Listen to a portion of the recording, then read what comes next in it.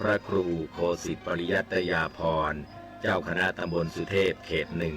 เจ้าอาวาสวัดป่าแดงมหาวิหารอำเภอเมืองจังหวัดเชียงใหม่จะเสนอโดยกองทุนพระเจ้าติโลกราชกองทุนเพื่อการเผยแผ่ธรรมะและส่งเสริมการศึกษาของพระภิกษุสามเณรเด็กและเยาวชน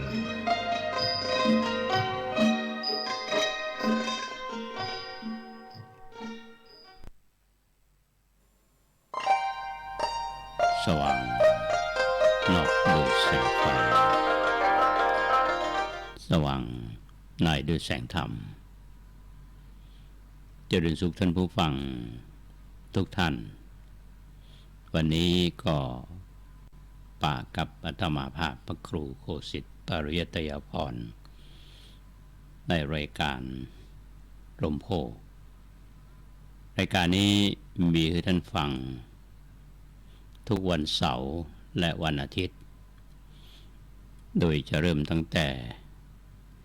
หลังรายการเดินหน้าประเทศไทยทางสถานีวิทยุบริการสาธารณะจังหวัดเชียงใหม่คลื่น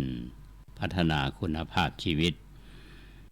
รายการนี้นำเสนอโดยกองทุนพระเจ้าติโลกราชกองทุนเพื่อการเผยแผ่ธรรมและส่งเสริมการศึกษาก็นำสาระธรรมซึ่งเป็นคำสอนในทางพระศาสนาพร้อมกันนั้นก็จะมีข่าวของทางคณะสงฆ์ข่าวของทางราชการท้องถิ่นที่เกี่ยวข้องหรือความเคลื่อนไหวของชุมชนนำเสนอแก่ท่านผู้ฟังรายการนี้มีให้ท่านฟังมาเป็นเวลาหลายปีแล้ว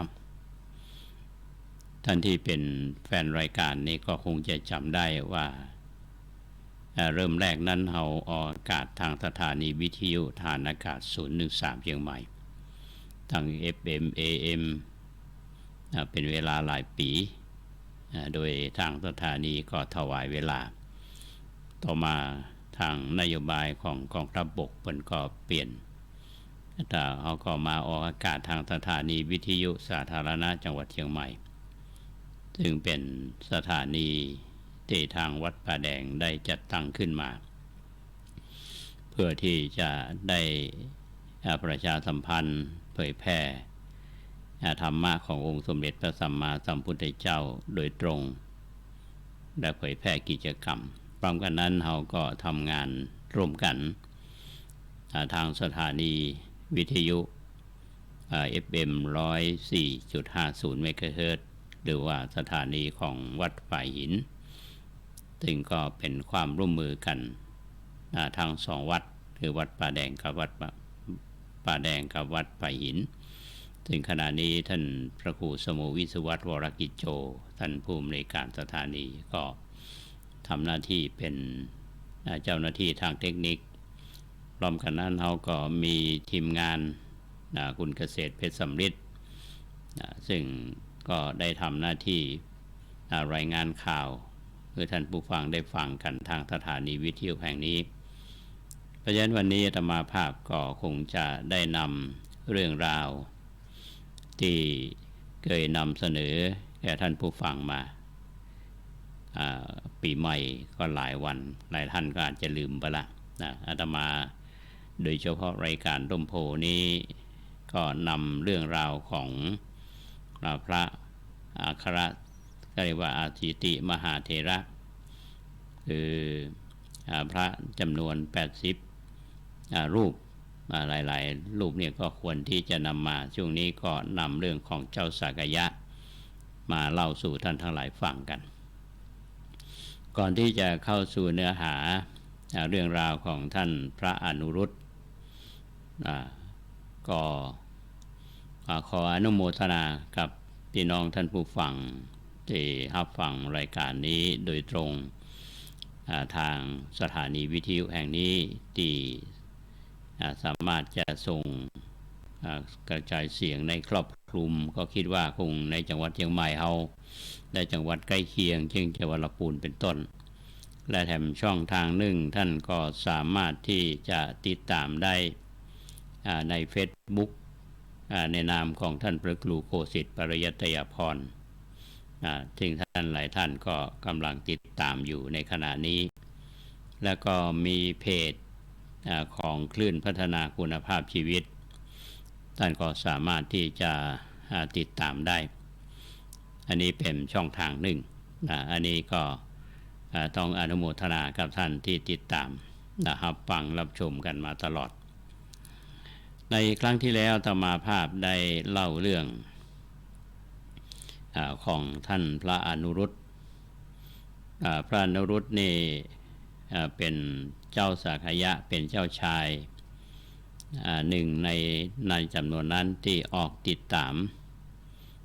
บวชตามองค์สมเด็จพระสัมมาสัมพุทธเจ้าหลังจากที่ท่านได้เสด็จเยือนเมืองกบิลพัสต์เจ้าสาขยะหลายรูปอย่างบอกว่าจะเป็นเจ้าชายอานนท์เจ้าชายพระคุกิมพีระและเรื่องที่อาตมานำมาเล่าท่านทั้งหลายฟังนั้นเป็นเรื่องของพระอานนท์เรื่องของท่านพระอุบาลีในเรื่องของท่านพระอนุรุตเนี่ยเป็นเจ้าชายแบบสุขุมลชาติก็เกยสุขสบายอยู่ในวังมีอย่างก็ใครได้อย่างก็มีอยู่ละนะก็บ่เคยปะคำว่าไม่มีหรือว่าไม่บ่มีคำว่าบ่มีนี่บ่เคยได้ยินพอมีทุกอย่างนะอยากได้อย่างก็ได้แต่พอมาบวชแล้วเนี่ยก็ได้ดำเนินการตามชีวิตของพระเฮาท่านก็ศึกษาปฏิบัติธรรมซึ่งก็เป็นพระเถระที่ทรงภูมิทรงธรรมเป็นยึดแนวปฏิบัติได้เป็นอย่างดีนะในช่วงที่แล้วเนี่ยอาตมาภาพได้เล่ามาถึงว่าเอาสมเด็จพระสัมมาสัมพุทธเจ้าเนี่ยท่านได้ยกย่องท่านพระอนุรุตเนี่ยเป็นผู้ที่เลิศกว่าบรรดาตุเจ้าทั้งหลายในจำนวน80รูปท่านได้รับการยกย่องว่าเป็นผู้ที่มีความเลิศในเรื่องของด้านจักษุทิพย์หรือว่าทิพยจักษุหรือในความเข้าใจของเฮาชาวบ้านเนี่ยเขาก็บอกว่าตาทิพย์นะคนเฮาจะตาทิพย์หูทิพย์ได้เนี่ยมันจะต้องมีบุญญาบารมีสร้างบารมีมาเหมือนกับหลายท่านเฮาที่คนนั้นบารมีท่านกว้างนะบารมีท่านดีเนี่ยใจคำว่าบารมีคือการสั่งสมมาในเพราะว่าเป็นแสนมหากัปด้วยซ้ำไปหลายภพหลายชาตินะท่านพระอนุรุตก็เช่นเดียวกันนะในพระอนุรุตเนี่ยที่ท่านได้รับการยกย่องเนี่ยท่านจะบอกว่าตลอดระยะทั้งเมื่อวันเมื่อคืนเนี่ยท่านก็ได้เจริญอาโลกากสินตรวจดูเหล่าสัตว์ด้วยทิพยจักษุอย่างเดียวเป็นบ่เว้นแต่เวลาฉันเท่านั้นเว้นแต่เวลาฉันเท่านั้นก็พอถึงตรงนี้อาตมาก็มานึกถึงเนาะว่าท่านพระอนุรุตเนี่ยท่านดูเราสัตว์ทั้งหลายเนี่ยอันนี้เป็นความรับผิดชอบเป็นเชิงบวกเนาะเหมือนปัจจุบันนี้เราอาจจะติดในเรื่องโซเชียลเนาะบอกว่าจะเป็นละอ่อนบอกว่าจะเป็นคนใหญ่เว้นกินข้าวเนี่ยก็ยังมาวางบนขาอยู่กินไปตัวเล่นเฟซเล่นไลน์ไปตัวหรือเล่นเกมไปตัวก็มีนี่เหมือนมีหลายๆท่านนี่มาจะมาฟังลูกเป็นจะนี้นะอันนี้สมัยนั้นพระอนุรุตเนี่ยท่านใช้เวลาถึงเมื่อวันเมื่อคืนเนี่ยท่านมีความชำนาญสะสมไว้ตลอดวันตลอดคืนและที่สำคัญนะเป็นผู้ที่นั่งเป็นวัด นั่งนี่55 ปีท่านผู้ฟังนะคือบอกว่าเบื้องต้นนี่บ่ได้รับนี่25 ปีต่อแต่นั้นก็รับในเวลาปัจฉิมยามก็ดึกละเนาะ ก็เหมือนกับหลายท่านได้อยู่ดึกนี่ไม่ใช่ว่าดูหนังสือค้นคว้าตำราหรอกดูเฟซบ้องเล่นเกมบ้องเล่นไลน์เล่นฟลายบ้องอย่างปัจจุบันเนี่ยนะทีนี้ ท่านรานุรุตนี่การที่ท่านบรรลับบรรนอนเนี่ยก็มีอาการเรียกว่าร่างกายอ่อนเพลียแรงเหมือนกันเนี่ยก็เป็นได้รับการยกย่องที่ว่าเป็นผู้ที่มีตาทิพย์นะทีนี้ยาตมาได้อู้ตอนต้นมาว่าตาทิพย์เนี่ยไม่ใช่ว่าอยู่ๆมันเกิดดอกนะคนเฮาก็ตั้งความปรารถนาไว้ที่เปิ้นบอกว่าใครได้ยังเวลาทำบุญเนี่ยปรารถนาเอาเน้อนะที่เปิ้นว่าเนี่ยนะคำว่าปรารถนาคือความปรารถนาก็คือความต้องการของเฮาเนี่ยเขาต้องการอะไรอย่างทีนี้ก็จะมาอู้ถึงเรื่องกรรมเก่าเรื่องบุรพกรรมของท่านพระอนุรุตเนี่ยว่าตั้งแต่สมัยของพระสัมมาสัมพุทธเจ้าที่พระนามว่าปทุมุตระพุทธเจ้าท่านอนุรุตนี่เกิดในสกุลของคนที่เรียกว่าข้าบดีผู้มหาศาลเมื่อใหญ่หน้ากาบานขึ้นมาแล้วมาวันหนึ่งเนี่ยก็ไปอย่างที่ประทับของพระเจ้าปทุมุตระไปฟังธรรมปุ่นนั่งอยู่แถวที่เรียกว่าไก่เนาะไก่เปิ้นคนอื่นเปิ้นก็นั่งไก่นั่งไก่ก็เรียกว่าห่างแถวว่าเด้อเนาะปรากฏว่าไปหันตุเจ้าตนหนึ่งที่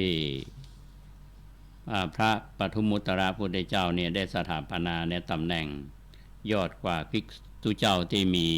มีที่พระจักษุคือมีหูตาเป็นทิพย์ท่านก็ตั้งความปรารถนาไว้ว่าในอนาคตตั้งหน้าเนี่ยก็ขอได้เหมือนอย่างทุเจ้าตนเนี้ยท่านก็ได้นิมนต์พระพุทธเจ้าแล้วก็ทำทานเรียกว่ามหาทานทำ7 วันแล้วก็ไปมอบแทบพระบาทของปทุมุตระพุทธเจ้าแสดงความปรารถนาว่าโดยการถวายทานสักการะเตื้อนี้เนี่ยข้าพระองค์เนี่ยบ่สามปรารถนาสมบัติอื่นใดเพียงแต่ในอนาคตตั้งหน้าเนี่ยขอให้ข้าพระองค์เนี่ยได้ตำแหน่งเอตทัคคะในศาสนาของพระพุทธเจ้าตนใดตนหนึ่งในอนาคตการเหมือนกับตุเจ้าที่พระองค์สถาปนาในตำแหน่งในวันสุดท้าย7 วันตั้งแต่วันนี้อันนี้คือไปกราบ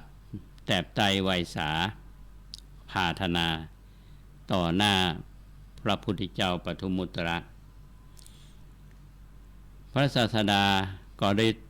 ตรวจดูในอนาคตญาณโดยพุทธญาณก็หันว่าความปรารถนาของกุลบุตรคนนี้จะสำเร็จก็จึงพยากรณ์เอาไว้ว่ากุลบุตรผู้เจริญในที่สุดแห่งแสนกับในอนาคตเนี่ยพระพุทธเจ้านามว่าโกดมจักทรงอุบัติขึ้น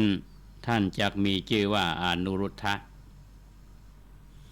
ท่านจักเป็นยอดของบรรดาตุเจ้าที่มีตาทิพย์ในศาสนาของพระโคดมพุทธเจ้าเมื่อพยากรณ์แล้วก็ทรงทำอนุโมทนาแล้วก็เสด็จปิกไปตั้งแต่นั้นมาทลาบต่อเต้าพระพุทธเจ้าทรงมีพระชนอยู่เนี่ยท่านก็ได้ประกอบกรรมแต่คุณงามความดีมาโดยตลอดเมื่อพระศาสดาปรินิพพานแล้วก็ได้สร้างเจดีย์ทองประมาณสูง7 โยชน์สำเร็จแล้วก็เข้าไปหาเหล่าบรรดาตุเจ้าทั้งหลายแล้วก็ถามตุเจ้าทั้งหลายเหล่านั้นว่าทำบุญด้วยอย่างถึงจะทำให้ได้ทิพยจักษุคือได้ตาทิพย์ตุเจ้าทั้งหลายนี้ก็บอกว่าควรที่จะทำบุญด้วยประทีป ท่านก็ได้สร้างต้นประทีปหลายพันต้นและสร้างประทีปบริวารแถมที่ทำด้วยถ้วยกระเบื้องพ่องถ้วยสำริดพ่องจึงนำจำนวนนักถวายเป็นพุทธบูชาแล้วก็อธิษฐานว่าผลบุญนี้ก็จงเป็นปัจจัยให้เกิดที่พระจักษุญาณท่านก็เยี่ยจะเนี้ยตลอดชีวิตท่านผู้ฟังตลอดจนเสี่ยงอายุไขเมื่อท่องเที่ยวไปในภูมิเทวดาและภูมิมนุษย์ต่างหลายก็เวียนวนอยู่เช่นนั้นตลอดแสนกับแล้วท่านก็มาเกิดในสมัยของพระสุเมธะสัมมาสัมพุทธเจ้าเตือนนั้นเนี่ยท่านก็ได้ถวายประทีปแก่พระสุเมธะสัมมาสัมพุทธเจ้าซึ่งกำลังเข้าฌานอยู่ที่ควงไม้พระองค์ก็รับแล้วก็ห้อยไว้ที่ต้นไม้ท่านก็ได้ถวายไส้ตะเกียงน้ำมัน1,000แด่พระพุทธองค์ประทีปนั้นได้ลุกสว่างอยู่7 วันแต่ก็ดับลงด้วยอานิสงส์เนี่ยก็ได้กล่าวว่าจะนับหาประมาณมาได้แล้วท่านก็ไปเกิดเป็นเทวดาวิมานของท่านนี่รัศมีรุ่งโรจน์สว่างไสวท่านก็ได้เป็นพระเจ้าจักรพรรดิอยู่28 ชาติท่านมีจักษุทิพย์สามารถพอหันที่ไกลๆได้1 โยชน์ทั้งเมื่อวันและเมื่อคืนท่านมีรัศมีกายที่แผ่ออกไปจากร่างกายประมาณโยชน์1และท่านก็ไปเกิดในของจอมของเทวดาและเสวยเทวราชสมบัติได้เทวโลก30 กับและมาในสมัยของพระกัสสปะสัมมาสัมพุทธเจ้าท่านก็ไปเกิดในเฮือนของเศรษฐคฤหบดีไกลกรุงสาวัตรกรุงพาราณสีเมื่อพระศาสดาปรินิพพานก็คือศาสดากัสสปะสัมมาสัมพุทธเจ้าเนี่ยมหาชนก็ได้สร้างเจดีย์ประมาณ1 โยชน์นะท่านได้สร้างภาชนะสำริดจำนวนนักบรรจุเนยใสจนเต็มแล้ววางไส้ตะเกียงห่างกัน1 องคุลีในภาชนะดังกล่าววางล้อมพระเจดีย์ให้เรียงชิดกันแล้วก็จุดขึ้นถวายเป็นพุทธบูชาแล้วก็ได้สร้างภาชนะสำริดที่ใหญ่กว่าใส่เนยใสจนเต็มจุดไส้ตะเกียงปั่นดวงรอบขอบปากภาชนะสำริดแล้วก็ไปจุดไฟขึ้นท่านก็เทินภาชนะสำริดไว้บนศีรษะเดินไปทักษิณรอบปูจาเจดีย์ระยะทางโดยรอบประมาณ1 โยชน์ตลอดคืนจนคืนก็เรียกว่าคืนหุ่งจนแจ้งบรรเทาว่าท่านก็ทำกรรมดีนะตลอดชีวิตแล้วก็สิ้นชีวิตก็ไปเกิดในเทวโลกในสมัยที่พระพุทธเจ้ายังไม่ได้อุบัติเนี่ยแต่ท่านก็ไปเกิดในเฮือนของญาจกเข็นใจในขกุล1ในเมืองปาราณสีท่านได้ชื่อว่าอันนะปาละเป็นคนหาบหญ้าอาศัยอยู่กับสุมนเศรษฐีผู้ซึ่งฮื้อมหาทานที่ประตูบ้านแก่คนกำพร้าแก่คนเดินทางแก่วันิพกและยาจกกุวันในวันหนึ่งมีพระปัจเจกพุทธเจ้านามว่าอุปาริทะเข้านิโรธสมาบัติที่ภูเขาคันธมาศออกจากสมาบัติแล้วก็มาพิจารณาหันว่าวันนี้เนี่ยเราจะไปอนุเคราะห์ไผธรรมดาพระปัจเจกพุทธเจ้าทั้งหลายท่านผู้ฟังต้นย่อมจะเป็นผู้ที่อนุเคราะห์คนเห็นใจท่านก็มาคิดว่าวันนี้เราจะไปอนุเคราะห์นายอันนะภาละท่านก็ทราบว่าอันนะภาละเนี่ยกำลังออกจากป่าจะปิกบ้านของตัวเก่าท่านก็ฮ้อป่ามาจากภูเขาคันธมาศมายืนอยู่ที่หน้าบ้านของนายอันนะภาละที่นายอันนะภาละพอหันพระปัจเจกพุทธเจ้าทรงถือบาตรเปล่าจึงนิมนต์ว่าขอให้มาภายโพธิข้าเจ้า แล้วก็ไปถามภริยาว่าอาหารที่ท่านได้เตรียมไว้ให้เฮาเนี่ยมีอยู่ก่อหรือว่ามีกาบ่มีนางตอบว่ามีแล้วก็เขาก็รับบาตรจากพระปัจเจกพุทธเจ้าต่อมาคิดว่าด้วยเหตุที่เฮาบ่ได้ทำกรรมดีในชาติก่อนเฮาก็ต้องมาเป็นลูกจ้างเขาอยู่เป็นเวลาเช่นนี้เมื่อเฮาปรารถนาที่จะทำบุญก็ต้องขาดของที่จะทำบุญคันมีของที่จะทำบุญก็หาพระผู้สมควรรับทายทานนั้นบ่ได้มาวันนี้ได้มาอุปริทะปัจเจกพุทธเจ้าเข้าพอดีของเฮาที่จะทำบุญก็มีอยู่ก็จึงอู้กับภรรยาว่าเฮาจะเอาอาหารที่เป็นส่วนของฉันเนี่ยลงในบาตรผู้เป็นภรรยาก็มาคิดว่าเมื่อใดสามีของเฮาเนี่ยได้ให้อาหารในส่วนที่เป็นของเขาเมื่อนั้นเนี่ยเฮาก็ควรมีส่วนในตานนี้เช่นกันเมื่อคิดดังนี้แล้วก็วางอาหารที่เป็นส่วนของตนลงในบาตรถวายพระปัจเจกพุทธเจ้าตยนายอานาภาละเนี่ยนำบาตรที่บรรจุภัตตาหารเข้ามาถวายพระปัจเจกพุทธเจ้าแล้วก็ได้กล่าวว่าขอให้พวกข้าพเจ้านี่พ้นจากความเป็นอยู่อย่างลำบากเช่นนี้เถิดขอข้าพเจ้าจงอย่าได้สดับคำว่าบ่มีพระปัจเจกพุทธเจ้าก็อนุโมทนาว่าขอจงสำเร็จตามความปรารถนานั้นเถอะเขาก็ปูลาดผ้าห่มของตัวเก่าลงและนิมนต์พระปัจเจกพุทธเจ้าเพื่อทรงฉันภัตตาหารพระปัจเจกพุทธเจ้าได้ฉันภัตตาหารพิจารณาเรียบร้อยท่านฉันเสร็จ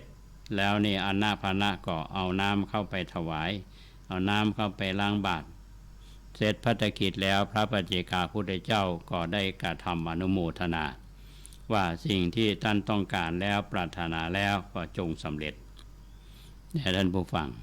คนจนแต่ว่าได้ทำบุญกับพระปัจเจกพุทธเจ้าปัจเจกพุทธเจ้าเนี่ยก็ตั้งความปรารถนาไว้จะไปส่งเคราะห์คนจนตรงนี้ได้ส่งเคราะห์ละ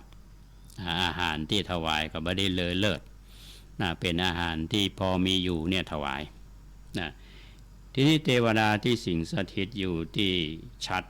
ของสมมติเศรษฐีเนี่ยหันเหตุการณ์แล้วก็ได้ยินก็ได้กล่าวสาธุการขึ้น3เตื้อท่านสุมนเศรษฐีได้ยินเทวดาประจำชัดของตัวเก่ากล่าวสาธุก็มาถามหาสาเหตุก็ทราบสาเหตุแล้วว่าการสาธุของเทวดาแล้วเขาก็มาคิดว่าเฮาได้ทื่อตานตลอดเวลาเป็นเวลาหมื่นละก็ยังบ่อาจเยอะฮื้อเทวดาได้สาธุการนายอนาภาละที่อาศัยเฮาอยู่เนี่ยถวายบิณฑบาตเพียงเตื้อเดียวเนี่ยก็เยอะฮื้อเทวดาฮื้อได้สาธุการได้เนื่องจากว่าเขาได้ทำบุญกับบุคคลที่สมควรเฮาพึงได้ทรัพย์พึงฮื้อทรัพย์แก่นายอนาปานะนั่นแล้วทำให้บุญนั่นเป็นของเฮาก็จะดีก้านะเมื่อเกิดดังนั้นแล้วก็ฮ้องนายอนาภาละมาเจ้าถามว่าวันนี้เจ้าฮื้อตานในอย่างไปพ้องฮื้อตานแก่ไผอนาปานะก็ได้ตอบว่าเจ้านายข้าเนี่ยได้ถวายภัตตาหารแก่พระเจกพุทธเจ้านามว่าอุปริทะท่านเศรษฐีก็กล่าวว่าเนี่ยเจ้าก็จงรับกหาปณะไปแล้วฮื้อบุญนั้นแก่เฮาเตอะนายอนาภานะก็บอกว่าบัดได้เจ้านายเศรษฐีก็เพิ่มทรัพย์ขึ้นแห่งจนถึงปันกหาปณะนายอนาภาละก็บอกว่าถึงแม้จะปันกหาปณะก็ยังฮื้อบัดได้เตื้อ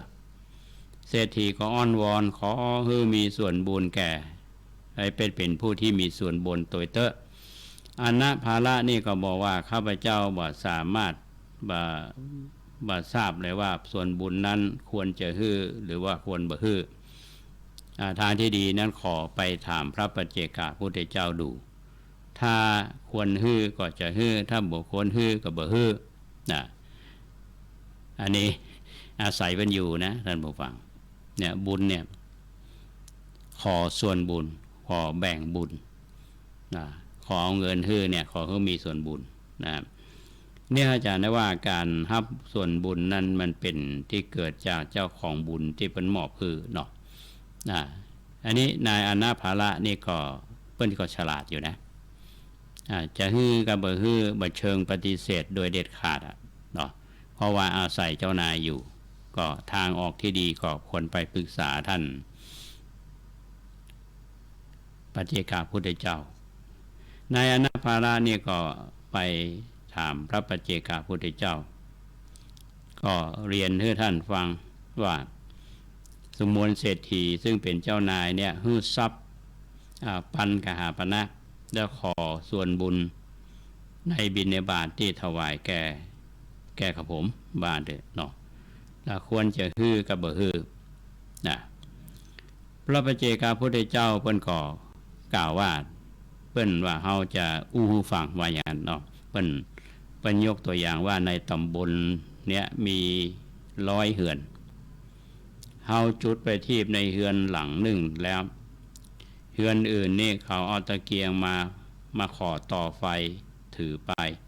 แสงของประทีปดวงเดิมเนี่ยยังมีอยู่หรือไม่นะอันนี้เชิงถามอนาภาระก็กล่าวว่าแสงประทีปก็จะสว่างขึ้นไปแถมพระปัจเจกพุทธเจ้าก็ว่าฉันใดก็ฉันนั้นเมื่อท่านฮื้อส่วนบุญแก่คนอื่น1,000 คนหรือว่า100,000 คนก็ตามก็ได้แก่คนฮื้อคนนักเท่าใดบุญนั่นก็เพิ่มขึ้นแก่คนนักเท่าอันเนี่ยท่านผู้ฟังก็หมายความว่าที่เศรษฐีมาขอแบ่งบุญเนี่ยก็ฮื้อได้นะเปรียบเหมือนกับว่าจุดประทีปเนี่ยยิ่งเฮาจุดนักเท่าใดแสงสว่างมันก็นักขึ้นเท่าอันนะทีนี้อนาภาระเนี่ยก็กราบลากราบพระพุทธเจ้าแล้วก็ไปที่บ้านของท่านเศรษฐีก็กล่าวว่าขอท่านจงรับส่วนบุญในบิณฑบาตทานหมายความว่าบ่ขัดข้องนะเศรษฐีก็บอกว่าก็เอาก็แล้วกันท่านก็ทับไปปันกหาปณะนายอนาภาระนี่ก็กล่าวว่าข้าพเจ้าบ่ได้ขายบิณฑบาตเนี่ย บ่ได้ขายบุญแต่ข้าพเจ้าเนี่ยฮื้อส่วนบุญแก่ท่านด้วยศรัทธานะเน้นตรงนี้นะท่านผู้ฟังฮื้อส่วนบุญแก่ท่านนะด้วยศรัทธาเศรษฐีก็กล่าวว่าท่านฮื้อส่วนบุญแก่เฮาด้วยศรัทธาแต่เฮาขอบูชาคุณของท่านด้วยการฮื้อพันกหาปณะนี้ขอรับไว้เถอะนายอนาภาระก็ถือเอาทรัพย์พันกหาปณะเศรษฐีก็ว่าตั้งแต่นี้ไปท่านบ่ต้องไปทำงานฮื้ออิฐฮื้อเหนื่อยละมาจงปลูกบ้านอยู่ใกล้ๆถนนเนี้ยใกล้ๆบ้านแต่ท่านใครต้องการอะไรอย่างก็บอกมาก็พร้อมที่จะฮื้อสิ่งนั้นได้ทุกเวลาก็ฮื้อเอามาก็แล้วกันนะอันนี้ท่านผู้ฟังการถวายอาหารบิณฑบาตนะที่ถวายแก่พระปัจเจกพุทธเจ้าเนี่ยผู้ที่ออกจากนิโรธสมาบัติบุญนั้นได้รับผลบุญในวันนั้นนะเพราะฉะนั้นสุมนเศรษฐีเนี่ยเมื่อก่อนเนี่ยไปเฝ้าพระราชาเศรษฐีเราเข้าเฝ้าบ่เคยที่จะจวนในอนาภาระไปอย่างมันคนจนเนาะ คนจนมาอยู่ในสายตาบ้านก็นะแต่วันนี้เนี่ยก็จวนอนาภาระไปโดยปรากฏว่าเมื่อไปแล้วเนี่ยพระราชาเนี่ยบ่พ่อหน้าเศรษฐีไว้ง่ายแต่ฮื้อความสนใจกับนายอนาภาระก็ถามเศรษฐีว่าเศรษฐีก็สงสัยว่าถามว่าเป็นเหตุใดเนี่ยพระองค์จึงทรงทอดพระเนตรแต่พระชายคนนี้ พระราชาเพิ่นก็ตรัสว่าที่มองดูเขาเนี่ยเพราะว่าบ่เคยหั่นเขาเข้าเฝ้าในวันอื่นๆก็เลยถามชื่อว่าชื่อหยังเศรษฐีก็ได้กราบทูลว่าชื่ออนะภาละแล้วเศรษฐีก็เล่าเรื่องที่เขาที่บ่ได้บริโภคอาหารของตัวเก่านะมีน้อยอยู่แล้วก็ไปถ่ายพระวายพระเจกะพุทธเจ้าแล้วเขาก็ได้แบ่งบุญส่วนบุญให้แล้วก็ท่านเศรษฐีนี่ก็ได้ฮื้อทรัพย์ไปผ่านกหาปณะเพื่อบูชาคุณพระราชาเนี่ยก็ตรัสว่าเขาควรที่จะได้ของจากเฮาพ่องเฮาก็จะควรที่จะทำการบูชาบุญของท่านตัวแล้วก็พระราชทานทรัพย์ปันกหาปณะแก่นายอนะภาละแล้วก็ตัดสั่งให้เจ้าพนักงานสำรวจดูพื้นที่บริเวณที่จะปลูกเฮือนให้กับนายอนะภาละเมื่อพนักงานไปหาที่ไปเพียวทางหน้าสถานที่ในปรากฏว่าไปปะขุมทรัพย์ท่านผู้ฟังก็มากราบทูลพระราชาพระราชาก็รับสั่งให้ไปขุดพอเจ้าพนักงานเหล่านั้นไปขุดทรัพย์มันกลับจมลงไปพอก็ไปกราบทูลพระราชาพระราชาก็บอกว่าเนี่ยทรัพย์ที่ติปะเนี่ยมันเป็นทรัพย์ของอนะภาละนะจงไปขุดเพื่ออนะภาละเมื่อเจ้าพนักงานไปขุดเนี่ยทรัพย์ก็ขุดขึ้นมาเจ้าพนักงานเหล่านั้นก็ขนทรัพย์มากองไว้ในพระราชวังพระราชาก็ประชุมอมาตย์ทั้งหลายแล้วก็ถามว่าในเมืองนี้มีไผมีทรัพย์ถึงขนาดนี้พ่องอมาตย์ก็กราบทูลว่าบ่มีไผในเมืองเนี้ยนายอนะภาละเนี่ยมีทรัพย์นักกว่าเขาหมดพระราชาก็ตรัสว่าถ้าจะนั้นแล้วอนะภาละก็จะจงตั้งชื่อให้เขาว่าเป็นธนเศรษฐีเศรษฐีในพระนครเนี่ยและเขาก็ได้ชัดประจำตำแหน่งเศรษฐีในวันนั้นเองนับแต่วันนั้นมาเขากระทำแต่กรรมดีกรรมงามตลอดชีวิตจุติจากภพนั้นไปเกิดในเทวโลกเวียนว่ายตายเกิดในภูมิเทวดาและมนุษย์เป็นเวลาหมื่นเมื่อพระศาสดาทรงอุบัติเขาก็ได้ปฏิสนธิเป็นเจ้าชายอนุรุทธะอันนี้คือกรรมเก่าท่านผู้ฟังอาตมาเล่าก็เมื่อเนาะถ้าเราจะพิจารณากันแล้วเนี่ยนะมันอยู่ที่หนึ่งของที่ถวายเป็นของบริสุทธิ์ทำผู้ให้เนี่ยก็มีจิตอันบริสุทธิ์ที่จะถวายผู้รับเนี่ยก็มีผู้บริสุทธิ์ก็คือพระปัญจเจกพุทธะผลของตาลเนี่ยมันจึงยิ่งใหญ่จึงยิ่งใหญ่อันนี้คือสิ่งที่เราท่านทั้งหลายอาจจะบอกว่าเราจะทำบุญเราเป็นคนตุกหรอเราบอกมีเบี้ยมีเงินนะยังเนี่ยนะเปิ้นรวยหรอบางคนอาจจะคิดอย่างนั้นมันขึ้นอยู่กับเจตนาเจตนาและผู้ที่รับอันนี้ส่งถึงจะเกิดขึ้นเพราะฉะนั้นแต่ละภพแต่ละชาติที่ไปเกิดเนี่ยบางภพก็ไปเกิดในตระกูลที่ดีเดี๋ยวเรามาเกิดในตระกูลของคนยากจนเนี่ยท่านผู้ฟังที่จนเนี่ยตอนที่ยังบ่มีอย่างนี้ใส่บาตรคืออานิสงส์ของพระที่เข้านิโรธสมาบัติออกมาเพื่อก็จะมาโพธกับคนทุกข์เนาะอนาภาระเนี่ยเป็นคนอยู่กับเศรษฐีหาบหญ้าเนี่ยจะหาบหญ้าแล้วก็โดยการที่เขาทำคุณงามความดีอาตมาชอบตอนที่ว่าเศรษฐีเนี่ยอยากขอมีส่วนบุญเพราะอย่างเกิดทำบุญมาตลอดนะก็เหมือนในปัจจุบันเนี่ยบางคนอาจจะร่ำรวยทำบุญแต่นะทำบุญแต่แน่นอนบางทีก็ทำบุญเอาหน้าเนาะทำบุญเอาหน้าไม่ได้ตีความจังตั้งใจต่อใดแต่ว่านายอนะภาละเนี่ยเขาทำบุญด้วยเจตนาเนี่ย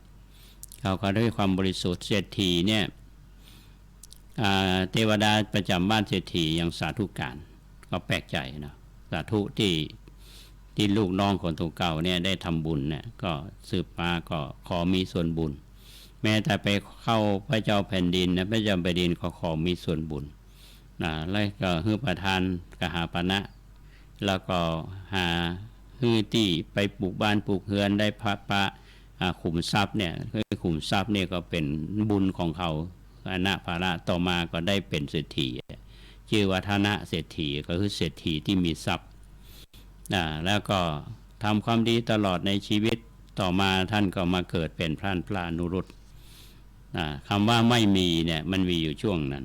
ที่ความว่าปรารถนาเขาว่าไม่มีเป็นกรรมเก่าเป็นแรงอธิษฐานแต่ที่พระจักษุคือตาทิพย์เนี่ยเป็นแรงอธิษฐานของท่านที่หันตุเจ้าได้ก็เลยตั้งความปรารถนาไว้ว่าอยากให้เหมือนกับตุเจ้าตนที่มีทิพย์พระจักษุนี่คือเพื่อคนตาทิพย์เพราะฉะนั้นดูฟังเราตั้งความปรารถนาเอาไว้ตั้งความปรารถนาไว้เวลาทำบุญเนี่ยมันก็ไม่ใช่ว่าในชาตินี้เขาอาจจะมาได้ชาติหน้าพบต่อไปเนี่ยมันก็เป็นหลายแสนกับกว่าจะได้ผลนะอันนี้เป็นเรื่องที่อาตมาภาพนำมาเล่าสู่ท่านทั้งหลายฟังว่าท่านพระอนุรุตที่ได้เป็นทิพย์พระจักษุเป็นผู้ที่มีหูตาอันเป็นทิพย์เนี่ยนะครับที่อาตมาเล่าในตอนต้นว่าท่านเวลาเมื่อคืนนี้ท่านก็ดูมีตาทิพย์นะพอยังสัตว์ทั้งหลายเนี่ยนะแล้วขนาดที่ว่าบันนั่งอยู่ตลอดเนี่ยมันนอนเลยเนี่ยนะ55 ปี55 ปีเบื้องต้นเนี่ย25 ปีเนี่ยนอนคือมารับนะ25 ปีเนี่ยก็รับเหมือนกันรับเด็กรับเด็กนะอันนี้คือเจตนาท่านดีเป็นอานิสงส์สะสมมาตลอดก็จึงได้เป็นทิพจักษุหลายอย่างรวมกันเนี่ยก็จึงเกิดขึ้นว่าสิ่งที่ดีสิ่งที่งามเกิดขึ้นที่เฮาพบกันนะหลายท่านเพิ่นได้บุญได้สบายได้ทำบุญมานี่ก็อานิสงส์อันนี้ก็ฝากเป็นแง่คิดแก่ท่านผู้ฟังโดยเล่าเรื่องของท่านพระอนุรุตคือฟังกันก่อนที่จะล่ำลาจากท่านผู้ฟังไปวันนี้ก็เน้นย้ำเรื่องกิจกรรมวันกตัญญูของวัดประแดงมหาวิหารซึ่งจะมีขึ้นในวันอาทิตย์ที่26 พฤษภาคม 2562ซึ่งวันนั้นตรงกับวันอัฏฐมีบูชาตัวแล้วก็ตรงกับวันชาตการของพระเจ้าติโลกราชซึ่งอาตมาถือว่าวันนี้เป็นวันที่ดีก็จึงได้กำหนดงานนี้ขึ้นมาว่าวันกตัญญูต่อบุรพกษัตริย์ที่มีคุณูปการแก่วัดประแดงหรือแก่เมืองเชียงใหม่เอาท่านพระเจ้าสามฝั่งแกนพระราชบิดาของพระเจ้าติโลกราชพระเจ้าติโลกราชผู้สถาปนาวัดประแดงมหาวิหารแล้วก็นอกจากนั้นก็มีพระเมืองแก้วอันนี้เป็นบุรพากษัตริย์ของล้านนาเฮานอกจากนั้นก็มีบุรพาจารย์อดีตเจ้าวาดวัดประแดงสมัยนั้นตามตำนานเป็นบอกว่าท่านพระมหายานคัมภีร์ตัวแล้วก็ท่านยานะโพธิซึ่งเป็นอดีตเจ้าวาดวัดประแดงตัวและทุนครูบาเจ้าศรีวิจัยซึ่งในขณะที่ท่านมาบูรณะวัดสวนดอกท่านก็ขึ้นมาบูรณะหอธรรม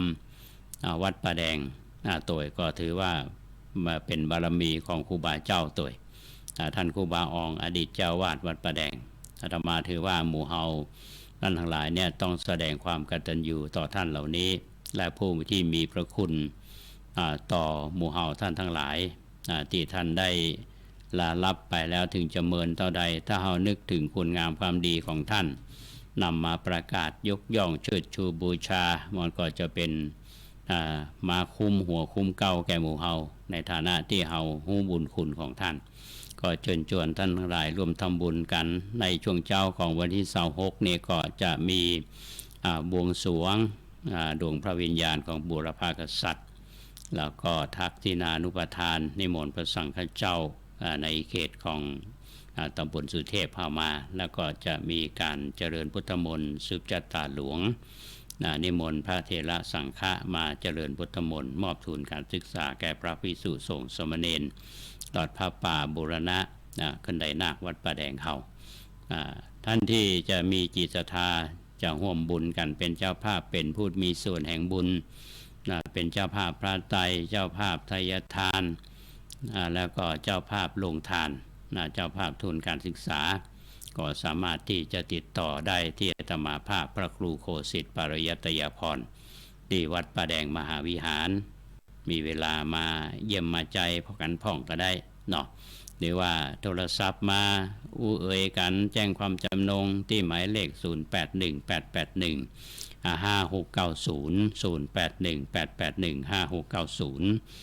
พร้อมกันนั้นอาตมาภาพก็ต้องขออนุโมทนากับท่านผู้มีจิตศรัทธาได้ให้ได้หอมมาบูรณะขึ้นไดนาควัดป่าแดงวันก่อนมีแม่เกียงแซ่โอแล้วก็แม่สุรีใจนวันนี่เป็นคณะศรัทธาวัดตาสต่อยมาคุณโยมนารินและกนิกาอุไรเลิศประเสริฐซึ่งทำบุญมา500 บาทอันนี้พระเจ้าติโลกราชส่วนแม่เกียงแซ่โอแม่สุรีใจนวันนี่เป็นร่วมบุญบูรณะบันไดนาควัดป่าแดงเฮาแม่เกียงเป็นหอมมา900 บาทแม่สุรีก็500 บาทอันนี้ก็ร่วมบุญกันก็ต้องขออนุโมทนาบุญกับท่านที่ได้กล่าวนามมานี้โดยแล้ววันที่30เดือนเมษายน2562ท่านทั้งหลายทราบดีท่านครูบาเจ้าศรีวิชัยได้เป็นประธานในการสร้างต่างขึ้นโดยสุเทพแล้วก็เปิดต่างในวันนั้นท่านครูบาเจ้าศรีวิชัยนั่งรถของเฒ่าแก่โง่ขึ้นไปถึงบันไดพระธาตุวัดพระธาตุเจ้าโดยสุเทพพระเดชพระคุณพระธรรมเสนาบดีหลวงพ่อรองเจ้าคณะภาคเกียรติเจ้าวาดวัดพระธาตุเจ้าโดยสุเทพก็จัดทำบุญทุกปีมาหลายปีละปีนี้ก็เช่นเดียวกันนิมนต์พระสังฆเจ้าไปเจริญพุทธมนต์เชิญพี่น้อง15 หมู่บ้านไปร่วมบุญกันเพื่อระลึกนึกถึงวันที่ท่านครูบาเจ้าศรีวิชัยได้เปิดต่างขึ้นโดยสุเทพในงานวันนั้นจะมีผู้ใหญ่ในบ้านเมืองผู้ว่าราชการจังหวัดจะมีรองผู้ว่าราชการจังหวัดหรือท่านนายกเทศมนตรีตำบลสุเทพท่านธัญศักดิ์แสงสีจันทร์พร้อมผู้บริหารสภาเทศบาลตลอดจนถึงสมาชิกสภาเทศบาลหมู่เฮาพี่น้องตำบลสุเทพไปร่วมบุญกันวันที่30ก็30แล้วก็สิ้นเดือนพอดีก็ประชาสัมพันธ์ให้ท่านทั้งหลายได้รับทราบกันก็ต้องขออนุโมทนากับหลายท่านที่เข้าร่วมรายการของเราเนี่ยตั้งแต่มีท่านสมุเสนาตุหลวงเฮาที่อยู่สันปะตองละไม่ได้ปากันวันก่อนและอาจารย์ดร.อินทาศิริวัลย์อันนี้อยู่กรุงเทพเสียงดังฟังชัดดีท่านว่าอนุโมทนาท่านดร.ติดตามรายการของเราตลอดแล้วก็มีท่านสมัครมุนทาคุณนี่อยู่วัดไผ่หินแล้วก็ท่านสิริโสพลพระเดชพระคุณวัดพระธาตุหริพุนชัยก็เมตตาฟังดูจิตตามรายการนี้เหมือนกันคนนิยมยงสวัยแล้วก็มีท่านพระมหาประเวศประเวศพระมหาประเวศปิกจากญี่ปุ่นมาแล้วกันนี่ต้องขอบคุณท่านที่เข้ามาฟังรายการติดตามรายการนี้ก็ดูเวลาแล้วเวลาก็ใกล้ที่จะได้สิ้นสุดละวันนี้เป็นวันพระจบรายการนี้ก็จะได้ขึ้นไปทำวัดสวดมนต์แล้วก็มีญาติโยมมาร่วมกิจกรรมนี้ทุกวันพระอันนี้ก็ถือว่าเฮาท่านทั้งหลายก็จะได้ทำกิจกรรมอย่างคณะสงฆ์ของเฮาต้องขออนุโมทนากับทุกท่านที่ได้ติดตามรายการ ต้องขอบคุณท่านพระครูสมุวิศวัตฝ่ายเทคนิคของเรานะที่ได้อันนี้ก็มีผู้ที่ติดตามมีคุณภักดีหวดสุขคุณโยมสริตแล้วก็พนานวงเจริญวงวานเราบงคุณบงกฎทาปัญญาหมูว่าอยู่กรุงเทพอยู่หรือว่าปิกเชียงใหม่เขาละแล้วท่านลองวันเพ็ญธรรมเทศคุณแม่ทองเรียนทิพย์กนกโยมอุปถัมภ์วัดประแดงเขาติดตามรายการนี้ก็จูยังเป็นนักก็เลยเวลาละนะก็เอาไว้วันพรุ่งนี้ก็จะมาปะกันใหม่ในรายการร่มโพทางสถานีวิทยุสาธารณะจังหวัดเชียงใหม่ก็ขอความสุขสวัสดีจงบังเกิดมีแก่ท่านผู้ฟังทุกท่านขอเจริญพร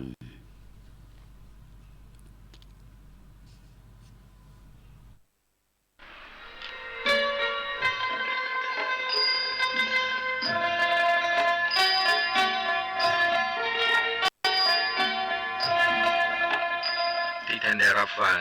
จบลงไปแล้วนั้นเป็นรายการร่มโพบรรยายโดยพระครูโคสิทธิ์ปริยัตยาภรณ์เจ้าคณะตำบลสุเทพเขตหนึ่งเจ้าอาวาสวัดป่าแดงมหาวิหารอำเภอเมืองจังหวัดเชียงใหม่